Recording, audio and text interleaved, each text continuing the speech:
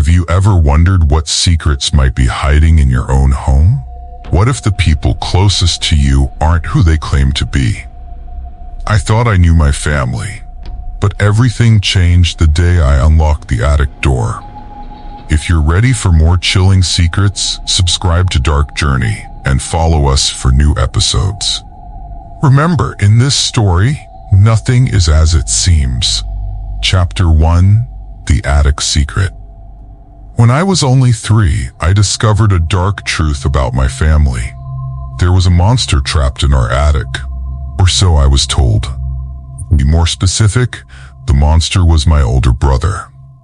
But here's the thing, I've never actually met him. At least not as far as I can remember.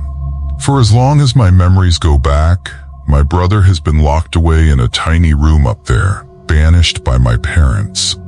They always said he was sick, that he was violent, uncontrollable, and a danger to anyone near him. A threat to society, they said.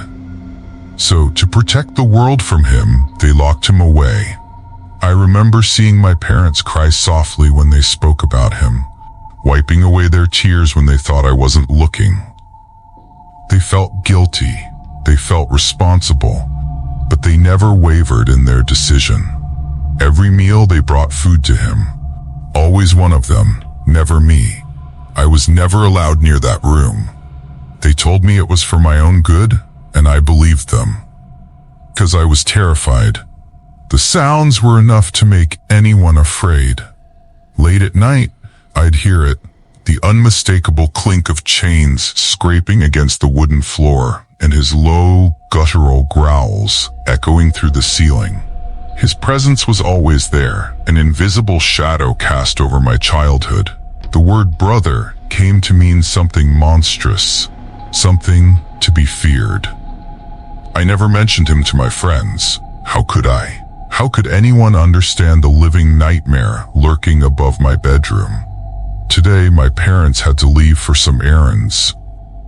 They called me twice to remind me, do not, under any circumstances, go near the attic, as if I needed the reminder. The attic was forbidden territory, a place I would never dare to approach. But the strange part is, after they left, I heard it again. The rattling of chains, the low growls, but this time, something was different. There was a kind of desperation. At first, I tried to ignore it, to focus on my movie. But the sounds became unbearable, painful almost. There was something wrong. I knew I should leave it alone. Something inside me snapped.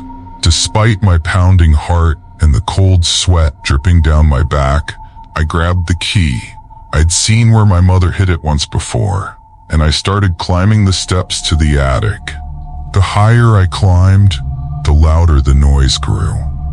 The closer I got, the more I questioned what the hell I was doing. But I couldn't stop.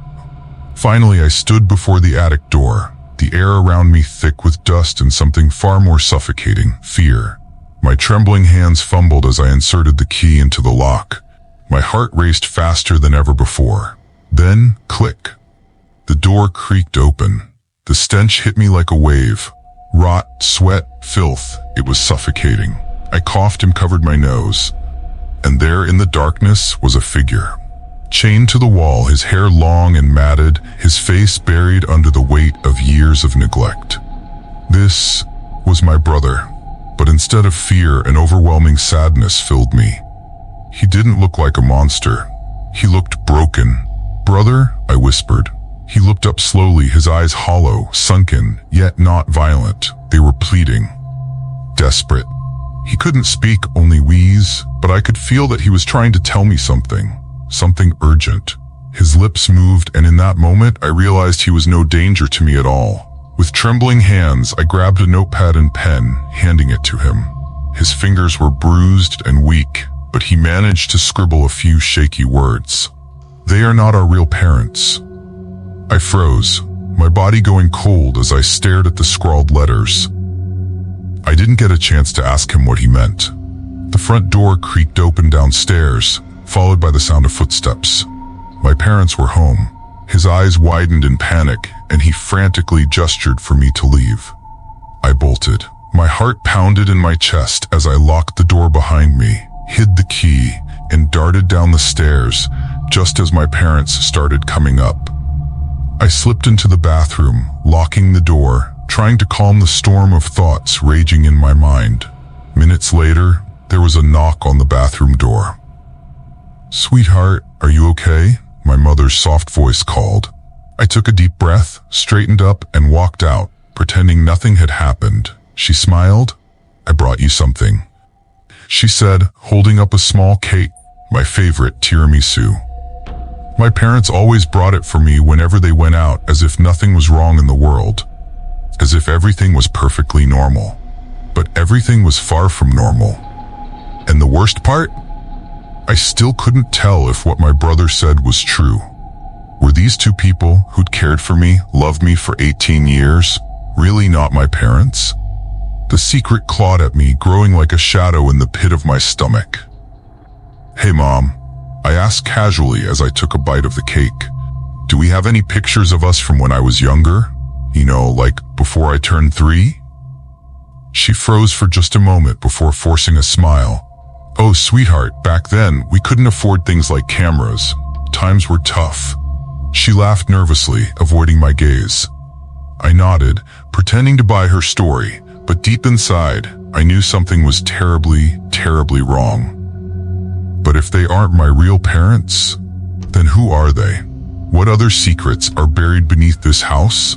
The answers lie in the attic and in the shadows of my own past. This is just the beginning. Stay tuned for Chapter 2, where the truth becomes darker and the journey into the unknown takes a terrifying turn. Don't forget to subscribe and turn on notifications so you won't miss the next chapter of Dark Journey, The Midnight Voyage. The journey is only just beginning.